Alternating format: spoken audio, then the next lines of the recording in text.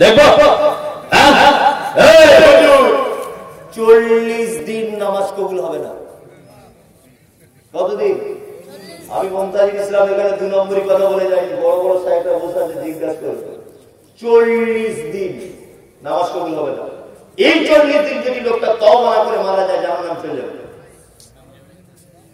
একটা লোক যদি বিড়ি যদি পান করে, গুটখা খৈনি জর্দা যদি খায়, লোকটা যদি তওবা না করে আর মাঝখানে 40 দিনের মধ্যে যদি লোকটা মারা যায়, তাহলে জাহান্নাম চলে যাবে। কেউ আটকাতে পারবে না। নামাজ হচ্ছে তো?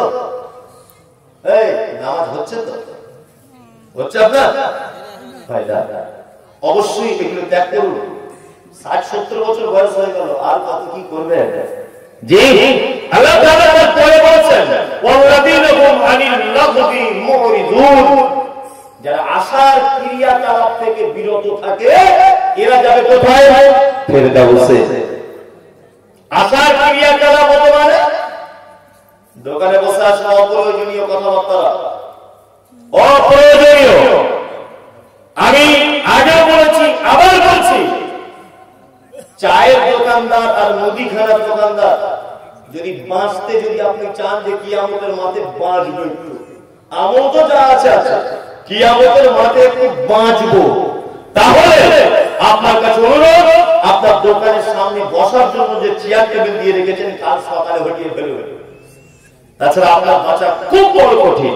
ইমাম নববী এর ব্যাখ্যা করতে গিয়ে আয়াতের একটা কথা উল্লেখ করেছেন যে এই শব্দটার ভিতরে গীবত করে, পরনিন্দা করে, চুগলখড়ি করে, ধারণা করে। এক কথাতে জান্নাতুল ফেরদাউসে যদি আপনি যদি যেতে চান, তাহলে আপনাকে গীবত, পরনিন্দা, চুগলখড়ি, এই সমস্ত ধারণা, এই সমস্ত জিনিস থেকে আপনাকে কি করা লাগবে? বেঁচে থাকা লাগবে। গীবত মারাত্মক বড় পাপ। কত বড় পাপ এটা আপনাকে আমি বোঝাতে পারবো না, তবে একটা ছোট্ট হাদিসের অংশ দিয়ে আপনাকে বোঝাচ্ছি। আল্লাহ নবী সাল্লাল্লাহু আলাইহি ওয়াসাল্লাম মিরাজের রাত্রিতে উনি মিরাজের রাস্তাতে গমন করেন। এমন সময় উনি দেখতে পাচ্ছেন যে কিছু মানুষকে রক্তের নদীতে টকবক টকবক করে ফুটছে। এইরকম রক্ত নদীতে একটা লোককে তার যেন হাবুডুবু খাচ্ছে, আর লোকটা যেন পায়ের দিকে আসার যেন চেষ্টা করছে। আর ফেরেশতাদেরকে দেখলাম পাড়ে দাঁড়িয়ে আছে, তারা পাথর নিয়ে ওই লোকটার মাথাতে মারছে। লোকটার মাথা চৌচির হয়ে যাচ্ছে ফেটে, আবার সঙ্গে সঙ্গে মাথা ভালো হয়ে যাচ্ছে। লোকটা আবার ওই ফুটন্ত রক্তের নদীর মাঝখানে চলে যাচ্ছে। জিবরিল আমিনকে জিজ্ঞাসা করে বললাম, জিবরিল লোকটাকে? তখন আল্লাহ নবী সাল্লাল্লাহু আলাইহি ওয়াসাল্লামকে জানানো হলো, ওটা আপনারই উম্মতের একটা লোক, দুনিয়াতে সুদ খেত। আমরা ইনশাআল্লাহ সুদের সঙ্গে কেউ জড়িত নেই। আছে 95 নয় 99টা লোক। যদি বলছে 99টা কেমন, আপনাকে এই দেখুন একটা ভুল আজকে ধরিয়ে দিই, এটা আপনার জানা ছিল না। আমি সুদের টাকা খাটাই, ঠিক আছে? ইনি আমার কাছে সুদ নিয়েছেন, এটা দেখেছেন ওই সাহেব লোককে বলছেন, মমতাজ ইসলাম সাহেব এত বড় মানুষ লোক ফায়জুদ্দিনকে সুদে টাকা দিয়েছেন, আমি নিজে চোখে দেখেছি। তখন আমার গ্রামের নাম কি হয়ে গেল? সুদখোর। আমি হয়তো পেটের দায়কে দিয়েছি সুদে, আর ও হয়তো প্রয়োজনে নিয়েছে সুদ। সুদ এর বিকল্প কোনো রাস্তাঘাট নেই, সুদ ওটা। এখন এই লোকটাকে আমাকে বলছে সুদ গ্রহীতা আর আমি সুদদাতা, তাই তো? আমাদের দুজনেরই নাম হলো কি? সুদখোর। আমাদের নাম বাজারে প্রচার করে দিল কে?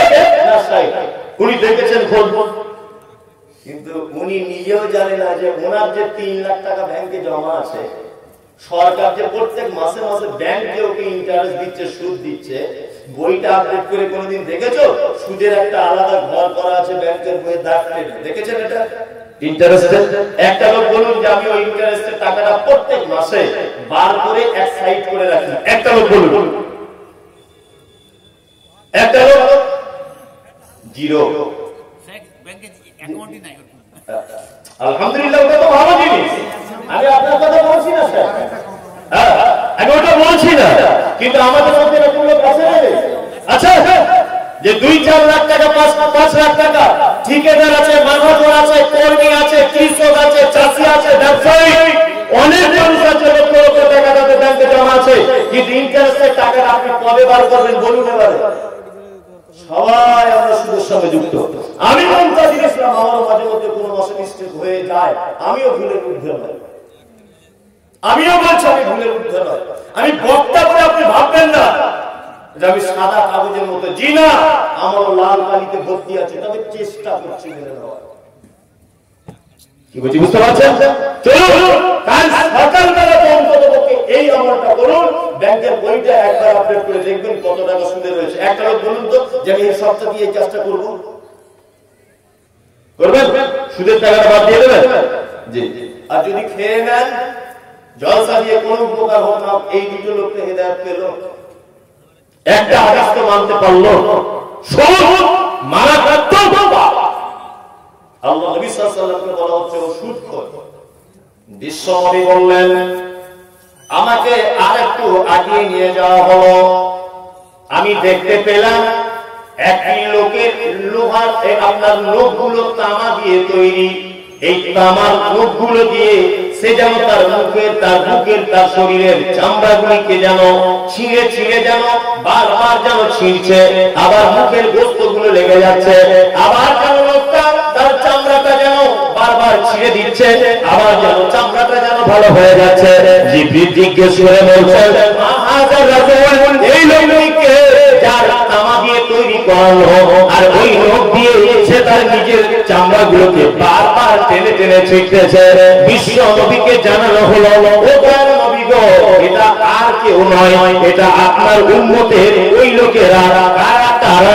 বিশ্ব নবী তিনি বললেন, জিবরিল বললেন দয়ার নবী ওই লোকটা হলো তারা যারা দুনিয়াতে চুগলখড়ি করে, গীবত করে, পরনিন্দা করে, এরা হলো এই লোকটা, এরা কিয়ামত পর্যন্ত এইভাবে সাজা পেতে থাকবে। জি, চায়ের দোকানে বসে তো 12টা বাজিয়ে দিয়ে চা খায় 5 টাকা আর 1 লাখ টাকা মানে পরনিন্দা করে বাড়ি আসে। ওর বউ মনে হয় ধরা পড়েছে, ওর বেটিতে দিক কোথায় যাচ্ছিল বলতো, কোনো কারণ আছে। আমাদের মাদ্রাসার সেক্রেটারি হওয়ার পরই বাইক কিনে নিল, টাকার হড্ডা বড্ডা করে। তারপরে আমাদের হেড মৌলানা, আগে অবস্থা ভালো ছিল না, এখন মাদ্রাসার দায়িত্ব পেয়ে কেমন মোটা মোটা লাগছে, মাল করি পাচ্ছে না। এই যে কথাবার্তা বলেছে চায়ের দোকানে বসে, আপনার কি হবে? এই যে তামার মুখ দিয়ে এইগুলোকে ধরে ধরে টেনে টেনে আপনি নিজে ছাড়াবেন। ওই জন্য আপনাকে বারবার বলছি আপনি এই কাজ থেকে দূরে থাকুন। আমি বদমাইশি কথাবার্তা, পরনিন্দা, গীবত এইগুলো থেকে দূরে থাকবেন, ধারণা করবেন না। আল্লাহ তাআলা বলছেন ইয়া আইয়ুহাল্লাযীনা আমানু ইজতানিবু কাসীরাম মিনাজ যান্নি ইন্না বা'দাজ যান্নি ইসমুন। এই ঈমান তোমরা যারা এনেছো শোনো, ধারণা করা থেকে বিরত থাকো, ধারণাই বড় পাপ। কি বলছি বুঝতে পারছেন না? ধারণা কত বড় বড় পাপ, আপনাকে দুনিয়ার একটা কথা দিয়ে বোঝাই। আমি বাড়িতে বসে আছি, এটা আমার জীবনের কথা বলছি, আমি বাড়িতে বসে আছি, আমাদের পাড়ার একটা লোক আমাকে এসে বলছে মুমতাজুল তোকে একটা কথা বলবো, তুই তুই করে বলে আর কি, আমার সমবয়সী ছেলে, একসঙ্গে স্কুলে পড়তাম, তোকে একটা কথা বলবো। কি বল?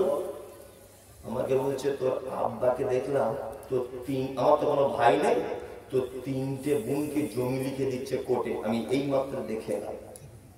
ধারণা কত বড় পাপ দেখো। এই কথাটা শুনে কোন পুরুষ মানুষের মাথা ঠিক থাকবে? আর আবার কলকাতার জমির কথা জিজ্ঞেস করে দেখবে, হ্যাঁ 1 কাঠা জমির দাম এখন 1 কাঠা যদি বিক্রি হয় 20 লাখ, 1 কাঠা 20 লাখ 30 লাখ টাকা কাঠা চলছে মেন ফান্ডে। আমাকে বলছে তোর আব্বা জমি জায়গা সব লিখে দিল, এই মাত্র দেখে গেলাম। তা আমি মোটামুটি একটা ঠিক এইরকম সাইজের, তখন আমি বক্তা হইনি, মাদ্রাসা থেকে পড়ে এসে এইরকম সাইজের একটা লাঠি মোটামুটি খুঁজছি আর কি মনে মনে, যে বাপের 12টা বাজাবো আজকে, না বাপ থাকবে না, বাপের মাথার মগজ থাকবে না, আমি থাকবো, মানে এত রেগে গেছি। আর তখন আমার বিয়েও হয় না। তা আমার মা বাড়িতে বলছে কি ব্যাপার, তুমি মন টানচান কেন করছে? আমি যে আজকে বাড়ি আসুক তারপরে দেখছি, শুধু এইটা বলছে, আজকে বাড়ি আসুক তারপরে দেখছি। আর মা বলছে কে বাড়ি আসবে, আমাদের বাড়িতে তার কেউ নেই, তোর আব্বা আর তুই পুরুষ মানুষ, আর তো কেউ নেই, আর আমার বোনগুলো সব বিয়ে হয়ে গেছে, কেউ নেই, আব্বা আমি মা, তিনজন। আমার মা বলছে তোর আব্বার কথা বলছিস নাকি? ওরই কথা তো বলছি, এলে আজকাল মাথা চেড়া করে ফেলবো। আমার আব্বা বলছে কেন রে বেটা, কি হলো? ওই যে মেন ফন্ডের জায়গাগুলো সব তোমার বেটিদেরকে লিখে দিয়েছে। আব্বা বাড়ি এসেছে, সাথে সাথে আমার আব্বাকে কোনো গাল টাল কিছু না দিয়ে আমি আমার আব্বাকে বলছি জাহান্নামে তো যদি আল্লাহ ক্ষমা করতে তোমাকে আর কোনোদিন করবে না। তা আব্বা বলছে কেন বাপ, আমার কেন আল্লাহ ক্ষমা করবে না? তুই বেটা আলেম লোকের আপনি বদদুয়া করছিস, তুমি যে সর্বনাশ করে এসেছে এখন নিজে নিজে ভাবো। আর আব্বা বলছে না তো, মা তখন বলছে যে মমতাজুল বাঁশ ছিল তোমাকে মারবে বলে। আর আব্বা তখন বলছে কি ব্যাপার বেটা, তুই আমাকে মারবি শুনছি, ঘটনা কে কেমন কথা? আমার আব্বা অশিক্ষিত মানুষ, লেখাপড়া জানে না, নামটাও লিখতে পারে না, কিন্তু লোকটা ধার্মিক, দেখলে বোঝা যায়। ছোট থেকে আমি জন্ম থেকে দেখছি আমার আব্বা কন্টিনিউ ফজরের মসজিদে আজান দেয়, 5 ওয়াক্ত মসজিদের মুয়াজ্জিন, কোনো বেতন ছাড়াই এমনিতেই দেয়, দেখেছি। সেই হিসাবে আব্বা মান সম্মানে পড়ে গেল যে আমার বেটা আমাকে মারতে আসবে। তখন আমি আব্বাকে ঘুরে ঘুরে বললাম যে ওই ছেলেটা আমাকে এই বলে গেছে, তুমি কি জমি লিখেছো? আর আব্বা বলছে বেটা এই ভুল কাজ আমি জীবনে কোনোদিন করবো না, কারণ তুই আমার একটা বেটা, আমি যদি জমি জায়গা তোর বোনকে লিখে দিই তুই তো রাস্তাতে বসে যাবি, সম্পত্তি যা আছে আমি মারা গেলে তুই যেটা পাওয়ার সেটা পাবি, তোর মা যেটা পাওয়ার সেটা পাবে, তোর বোন যেটা পাওয়ার সেটা পাবে। তোর বোনেদের 3 জনের এই নামের ভুল ছিল, ওই জন্য কোর্টে গেছিলাম কোন একটা কাজের জন্য, তোর বড় দিদির ছেলের ভর্তি করবে মাধ্যমিকে, এই জন্য তোর দিদির নামের ভুল ছিল, ওইটার জন্য কোর্টে গিয়েছিলাম। আমি শহীদকে আমি ওই ছেলেটাকে ডেকে বললাম হে বন্ধু বল আমার আব্বা জমি লিখেছে তুই কি দেখেছিস? বলছে না দেখিনি, তবে কোর্টে ঘোরাঘুরি করছিল এইটা দেখে এসেছি। কোর্টে তো জমি জায়গারই কাজ হয়, এইটা দেখে এসেছি। আল্লাহ বলেছেন ইজতানিবু কাসীরাম মিনাজ জান্নি ইন্না বা'দাজ জান্নি ইসমুন, তোমরা ধারণা করো না, ধারণা যদি করো তাহলে জান্নাতে তো যাবে না, আর জান্নাতে যদি যাও আর ধারণা থেকে যদি বিরত থাকো, আল্লাহ বলছে তোদের একটা জান্নাত তো দিব, সেটা স্পেশাল জান্নাত, তার নাম হলো ফেরদাউস। ধারণা তো ভুল। আপনাকে একটা ঘটনা বলে শোনাই। হাসান বাসারি বলে একজন তাবেঈ ছিলেন, খুব বিখ্যাত তাবেঈ। দজলা বলে একটা নদী আছে, এই নদীর পারে পারে হাসান বাসারি ঘুরে ঘুরে বেড়াচ্ছেন। উনি দূর থেকে দেখতে পেলেন যে একজন যুবক যেন বসে আছে নদীর পাড়ে, আর তার কোলে মাথা দিয়ে একজন মহিলা যেন শুয়ে আছে, আর ওই যুবকের হাতে একটা যেন পানির বোতল রয়েছে, মদের বোতল। দূর থেকে উনি মনে করছেন মদের বোতল। হাসান বাসারি ভাবছে তাহলে নদীর পাড়ে মনে হয় ও যুবক আর যুবতী, তারা মনে হয় ব্যভিচারের কাজে লিপ্ত রয়েছে। হাসান বাসারি ছুটে ছুটে বাড়িতে গেলেন। বাড়িতে আসার পরে একটা তলোয়ার নিলেন, তলোয়ারটা নিয়ে ছুটে ছুটে যাচ্ছেন ওই লোকটাকে মারবে বলে। তলোয়ার তুলেছেন, আর ওই যুবকটা বলছে কে পথিক, তুমি আমাকে কেন তলোয়ার দিয়ে আঘাত করতে চাইছো বলো? তখন হাসান বাসারি বলছে বদমাইশ কোথাকার, তুমি এই মহিলার সঙ্গে ব্যভিচারের কাজে লিপ্ত হয়েছো, আবার দরিয়ার পারে, আবার নদীর পারে, এটা আমি কোনদিন মেনে নিব না, আজকে আমার তলোয়ার দিয়ে তোমাকে দুখণ্ড করে দেব। তখন ছেলেটা বলছে পথিক রে শুনে রেখে দাও, শুনে রেখে দাও, এইটা হলো আমার মা, আমার মা অসুখে আছে, আমি তাকে ডাক্তার বাড়িতে নিয়ে যাচ্ছিলাম, রাস্তাতে অসুখ বেড়ে গেল, আমার কোলে মাথা দিয়ে আমার মাকে শুইয়ে রেখেছি, আর হাতে যে বোতলটা দেখতে পাচ্ছেন এই বোতল দিয়ে বজরা নদী থেকে পানি তুলে এনে আমার মাকে পানি পান করাচ্ছি। এই মা আর বেটার সম্পর্ক, আমরা দুজন প্রেমিকার প্রেমিকা নয়। হাসান বাসারি সেজদায় পড়ে গিয়ে বলছেন আল্লাহ তুমি যে কোরআন মাজিদের মধ্যে বলেছো ইজতানিবু কাসীরাম মিনাজ জান্নি ইন্না বা'দাজ জান্নি ইসমুন, তোমরা যারা ঈমান নিয়ে এসেছো তোমাদের তোমাদেরকে বলছি শুনে রেখে দাও, তোমরা যেন ধারণা করা থেকে দূরে থাকবে, ধারণাটাই হলো মহাপাপ। আল্লাহ তাআলা বলছেন আনিল লাগবি মুগরিজুন, তোমরা গীবত করবে না, পরনিন্দা করবে না, পরচর্চা করবে না, ধারণা করবে না। যদি তোমরা করো, আমার একটা জান্নাত আছে, তার নাম ফেরদাউস। গীবতকারী ফেরদাউসে ঢুকতে পারে না, পরনিন্দাকারী ফেরদাউসে ঢুকতে পারে না, পরচর্চাকারী ফেরদাউসে ঢুকতে পারে না, চোখের ফেরদাউসে ঢুকতে পাবে না, পাবে না। এটা আল্লাহর কোরআনে কথা বলে দিচ্ছে, আল্লাহর কোরআন বলছে।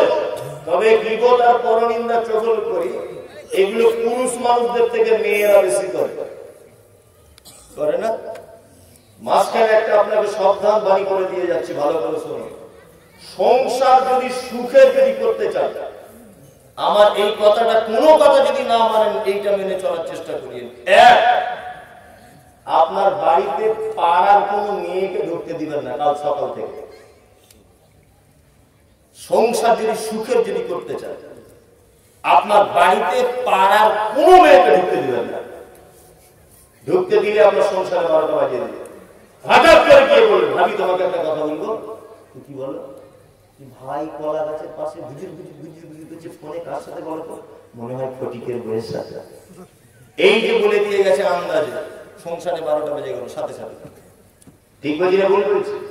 নতুন বউ এসেছে বাড়িতে, পাড়া সব মেয়েরা দেখতে আসছে বউ, পাড়া সব মেয়েরা সবাই দেখে দেখে চলে যাচ্ছে, একটা মেয়ে আসে।